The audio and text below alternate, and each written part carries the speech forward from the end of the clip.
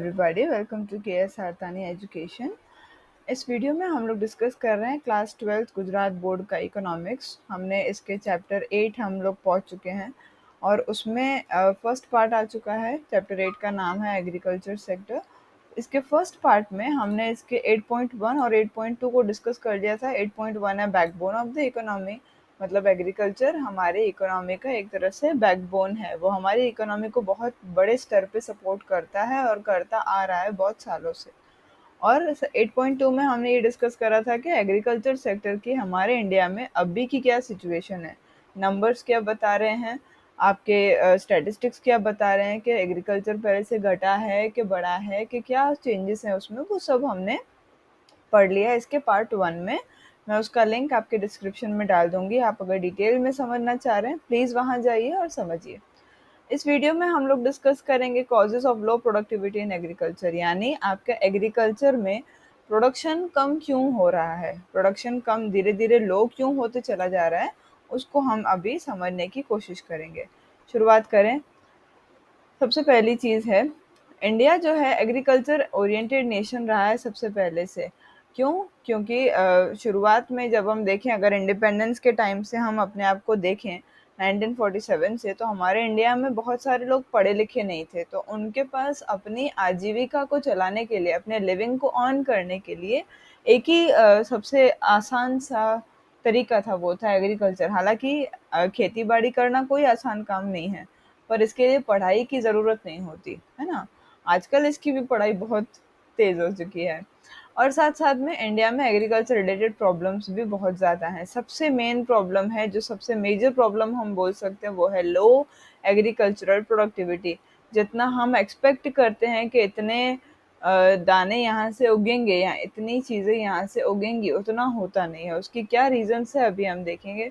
Reality में agricultural productivity को हम क्या बोल सकते हैं कि terms of productivity per hectare और इनकम पर हेक्टर ये मेजर करते हैं। एक हेक्टर यानी कि उसको एक गज बोलते हैं हम लोग हिंदी में, कि हमारे एक गज में कितनी भूमि जो है, हमारी जो धरती है, उसके एक गज में कितना आपका प्रोडक्शन हुआ और कितना उससे उनका इनकम हुआ।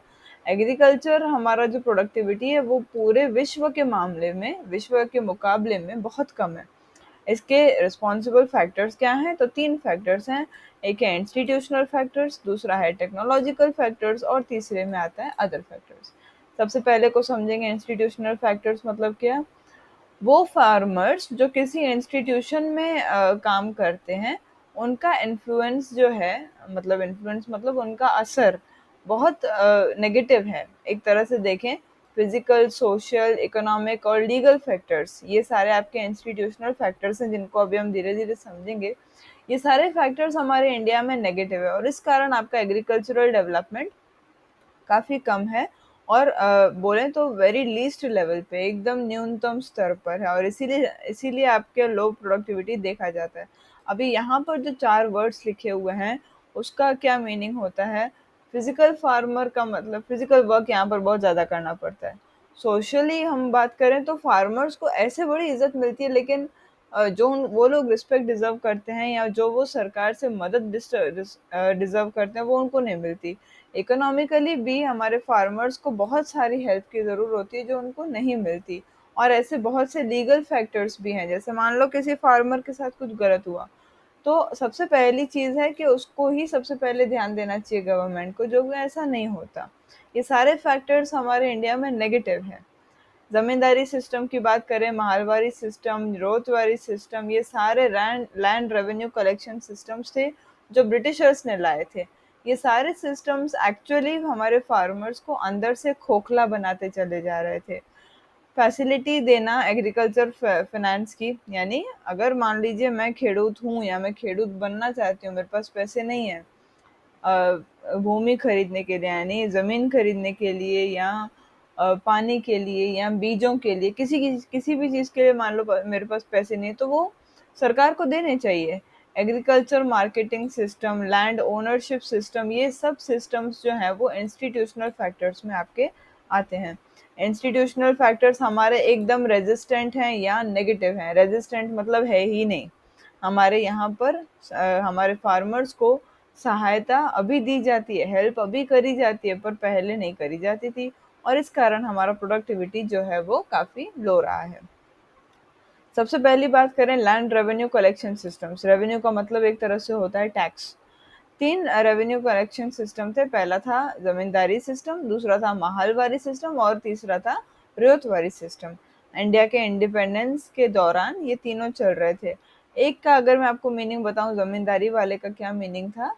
मान लीजिए आपकी लैंड है, आपकी लैंड पे मैं एज़ अ फार्मर काम कर रही हूँ, तो मुझे वहाँ से सैलरी मिलना चाहिए, या मैं जो उगा रही हूँ उसका कोई हिस्सा मिलना चाहिए, लेकिन ऐसा होता नहीं था। जो ज़मींदार होता था वो सब कुछ लेके चला जाता था, और जो काम करते थे उनको कुछ नहीं मिलता था। टेनेंट्स जो लैंड के थे या लैंडलेस जो लेबरर्स थे, वो इन्हीं सिस्टम्स के अंडर में लैंड पे कल्टीवेट करते थे, यानी कि उगाते थे सब कुछ। इसका जो लार्ज शेयर था, जो उनका क्रॉप निकलता था, उसका एक बहुत बड़ा हिस्सा वो ज़मींदार लेके चले जाते थे, लैंडलॉर्ड्स जो हैं वो लेके चले जाते थे, और क्या बोलते थे बदले में कि ये हमने जो आपको अपनी ज़मीन दी है उसका रेंट के तौर पे हम आपसे ये ले रहे हैं। कंपल्सरी होता था कि बहुत सारा हिस्सा वो लैंडलॉर्ड लेके चला जाता था, और सब्सिस्टेंस लेवल यानी एकदम थोड़ा सा हिस्सा उस फार्मर के लिए छोड़ जाता था। और इसीलिए फार्मर्स क्या बोलते हैं, वहां पर ज्यादा प्रोडक्टिविटी वो करते ही नहीं थे। क्यों? क्योंकि उनको पता है कि अगर वो प्रोडक्शन बढ़ाने के लिए मेहनत भी करेंगे तो भी उनको कुछ मिलेगा नहीं, है ना? और ना ही वो कोई नई चीज़ लाने के लिए तैयार थे, इनोवेशन मतलब कुछ नया करने के लिए भी वो तैयार नहीं थे, और इसीलिए एग्रीकल्चर प्रोडक्शन हमारा स्टेगनेंट रहा। स्टेगनेंट का मतलब होता है जिसमें कुछ हिल हिल नहीं रहा हो, ना वो घट रहा हो ना वो बढ़ रहा हो, कुछ भी नहीं हो रहा है उसमें। इस कारण आपका एग्रीकल्चर प्रोडक्शन जो है वो नेशन की रिक्वायरमेंट के हिसाब से बढ़ा नहीं, यानी जितने ग्रेन्स की हमको ज़रूरत थी उतना आपके पास एग्रीकल्चर नहीं था, प्रोडक्शन नहीं था, और कल्टीवेटर्स की जो रिक्वायरमेंट थी वो भी पूरी नहीं हो पाती थी। इंडिपेंडेंस के बाद इन टिलर्स को, टिलर्स मतलब जो इनको उगाते थे, क्रॉप्स को उगाते थे, उनको प्रोटेक्ट करना और लैंड के कंट्रोल, लैंड के रेंट को कंट्रोल करने के लिए टिलर्स लैंड एक्ट को पास करा गया था। लेकिन ये एक्ट सिर्फ पेपर्स पे था, उसको कंप्लीटली इम्प्लीमेंट नहीं करा गया, और इस कारण फार्मर्स आज भी एक्सप्लॉयटेशन फ्री नहीं है। एक्सप्लॉयटेशन का मीनिंग क्या होता है? उनके साथ आज भी एक गलत व्यवहार किया जाता है, उनको लूटा जाता है। फाइनली जो एग्रीकल्चर सेक्टर का आपका जो प्रोडक्शन है वो एक सीरियस इशू हम बोल सकते हैं। यहाँ पर सीरीज इशू लिखा है, जबकि ये सीरियस इशू है। Agriculture finance second number point पे आता है। बहुत से ऐसे फार्मर्स हैं हमारे इंडिया में जो पावर्टी को फेस कर रहे हैं, बहुत ज़्यादा गरीब हैं, और उनको अपने एग्रीकल्चर को आगे बढ़ाने के लिए फाइनेंस की ज़रूरत है। फाइनेंस उनको क्यों चाहिए? पैसे उनको क्यों चाहिए? फर्टिलाइजर, सीड्स, पेस्टिसाइड्स ये सब खरीदने के लिए और कल्टीवेशन करने के लिए। लेकिन सिंस इंडिपेंडेंस के बाद से प्राइवेट मनी लेंडर्स जो हैं वो बहुत अच्छा यहाँ पर एक रोल अदा कर रहे हैं। 71.6% एग्रीकल्चर का जो बिजनेस है वो मनी लेंडर्स जो है वो हैंडल कर रहे थे या मैनेज कर रहे थे 1951 में। वो उनको पैसे तो देते थे फार्मर्स को, लेकिन उनका जो रेट ऑफ इंटरेस्ट था वो बहुत ज़्यादा था। साथ में वो अकाउंट को भी मैनिपुलेट करते थे। मतलब अगर मान लीजिए मैंने आपसे लोन लिया, मैंने आपको उसके बदले में इस महीने का मैंने आपको इंटरेस्ट भी चुका दिया, या मुझे आपको मान लीजिए ईएमआई से मुझे देना था, मैंने वो भी दे दिया। आपने किताबों में यानी अकाउंट्स में आपने कुछ ना कुछ गड़बड़ कर दी एंट्री में। इसको बोलते हैं मैनिपुलेट करना। और ऐसा क्यों किया जाता है? ताकि पुअर फार्मर्स को और ज़्यादा लूटा जा सके, उनको एक्सप्लॉइट करा जा सके। डन। इंडिपेंडेंस के बाद गवर्नमेंट ने क्या करा? ये गवर्नमेंट इंडिपेंडेंस से पहले की बात थी जो ऊपर वाले पैराग्राफ में थी। इंडिपेंडेंस के बाद क्या हुआ? गवर्नमेंट ने बैंक्स को नेशनलाइज कर दिया, यानी सारी बैंक्स अब किसके अंडर में आ गई? आरबीआई के अंडर में, और आरबीआई एक गवर्नमेंट बॉडी थी। और इस कारण मनी लेंडर्स का जो पहले अहमियत था वो अब धीरे धीरे कम होते चला गया।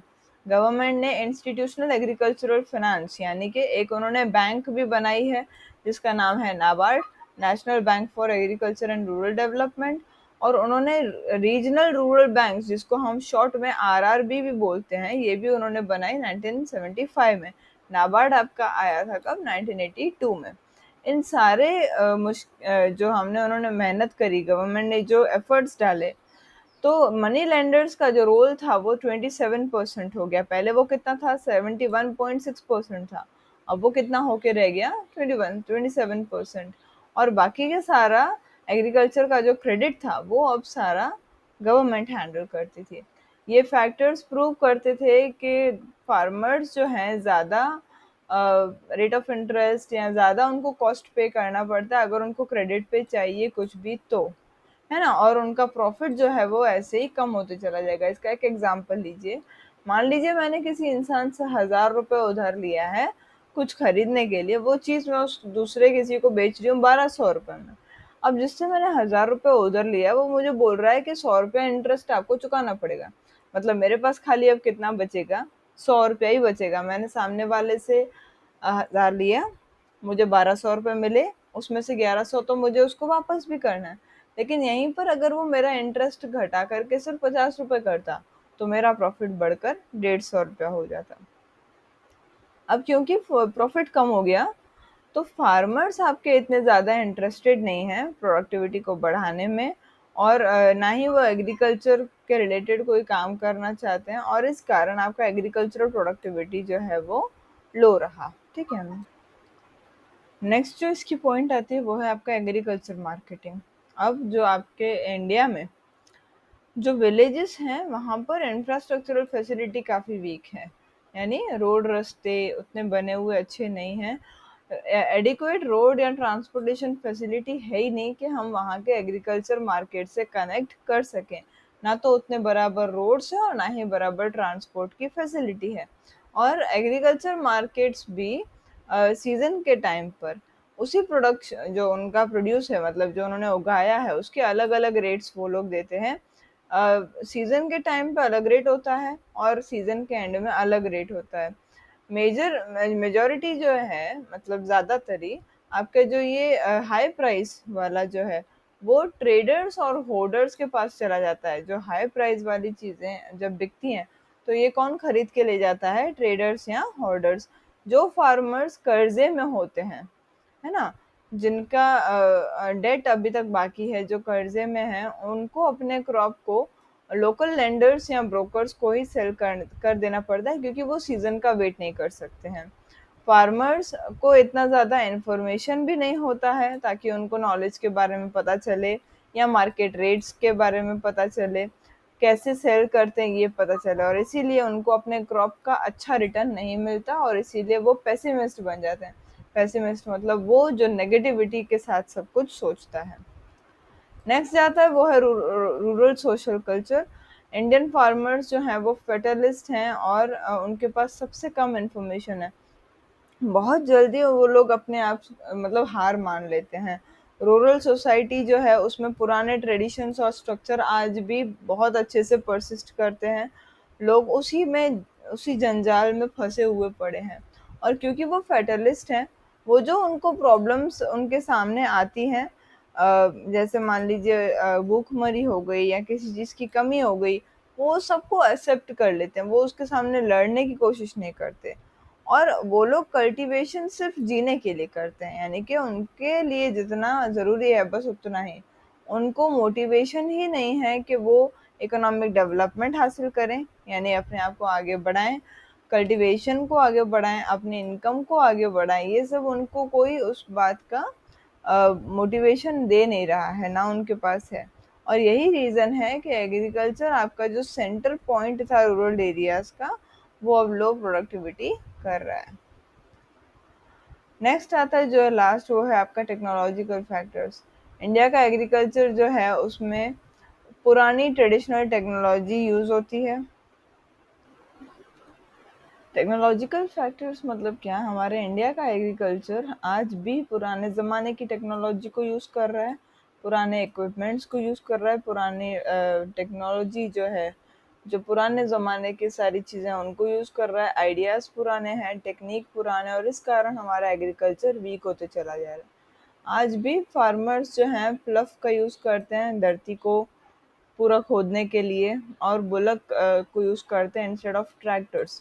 ट्रैक्टर्स आज के ज़माने की टेक्नोलॉजी है, वो लोग पहले के ज़माने की टेक्नोलॉजी को यूज़ कर रहे हैं। हाइब्रिड सीड्स को यूज़ करने के बजाय वो पहले पहले के ज़माने की तरह सीड्स यूज़ करते हैं, जिसके कारण प्रोडक्टिविटी कम है।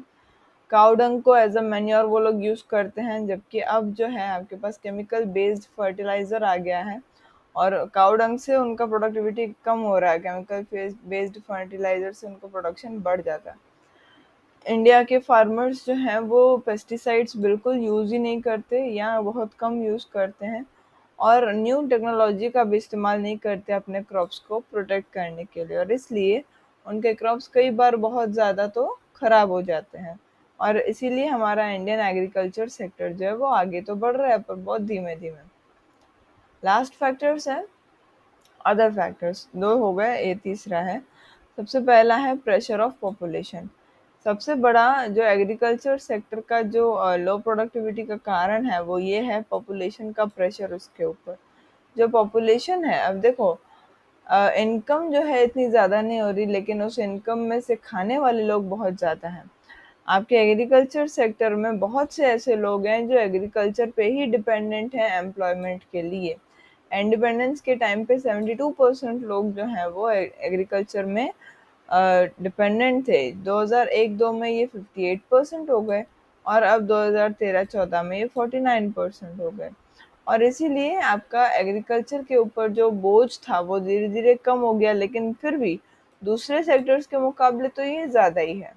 और दूसरी देश की जो दूसरी इकोनॉमीज है उनसे कंपेयर करें तो भी ये ज़्यादा है, और इसलिए टोटल प्रोडक्शन जो है वो आपका डिस्ट्रीब्यूट हो जाता है, यानी सब लोगों के बीच में चला जाता है, और इसलिए यहाँ पर प्रोडक्टिविटी इतनी ज़्यादा मिलती नहीं है लेबर को। सपोज कर लीजिए कोई कंपनी है जो 100 रुपीज़ पर डे वो अर्न कर रही है, उसके पास काम करने के लिए 10 लोग हैं, तो 100 रुपीज़ जो उसने अर्न करे तो 10 लोगों में बांटेगी तो कितने 10-10 रुपए सबको मिलेंगे। यही मान लीजिए उसके पास काम करने के लिए 10 नहीं 20 लोग होते, तो सबको उसे सिर्फ 5-5 रुपए ही देने पड़ते। यहाँ पर वही सिचुएशन है। लास्ट आता है वो है आपका lack of economic planning. Government of India जो है हमारी, वो उसने फर्स्ट 5 ईयर प्लान को यूज़ करा था सिर्फ और सिर्फ एग्रीकल्चर सेक्टर के लिए, लेकिन सेकेंड 5 ईयर प्लान से इंडिया की जो इंडिया का 5 ईयर प्लान का जो उनका फोकस था वो धीरे धीरे इंडस्ट्रीज पे चला जाने लगा। अब हमारी गवर्नमेंट एग्रीकल्चर के लिए इतना ज़्यादा नहीं सोचती थी। गवर्नमेंट इन एग्रीकल्चर सेक्टर के लोगों के लिए कुछ खास मेहनत भी नहीं करती थी, ना इनको ज़्यादा इतना टाइम अलोकेट करती थी, ना पैसे, ताकि ये ग्रो कर सकें जितना इंडस्ट्रियल सेक्टर ग्रो कर रहा था। और फाइनली एग्रीकल्चर सेक्टर को हम बोल सकते हैं कि इसमें इर्रेगुलर या स्लो रेट ऑफ डेवलपमेंट आया। ये आगे बढ़ा ही नहीं है, बहुत धीमे पड़ा, और गवर्नमेंट ने हमारे जो फार्मर्स हैं उनको कोई हेल्प नहीं करी, और इसीलिए एक इंडियन एग्रीकल्चर सेक्टर हमारा एक वरीसम कंडीशन में आ चुका है। वरीसम यानी चिंता करने लायक एक सिचुएशन हो चुकी है। 8.4 से हम लोग डिस्कस करेंगे इस चैप्टर के पार्ट नंबर 3 में। Thank you so much, have a good day.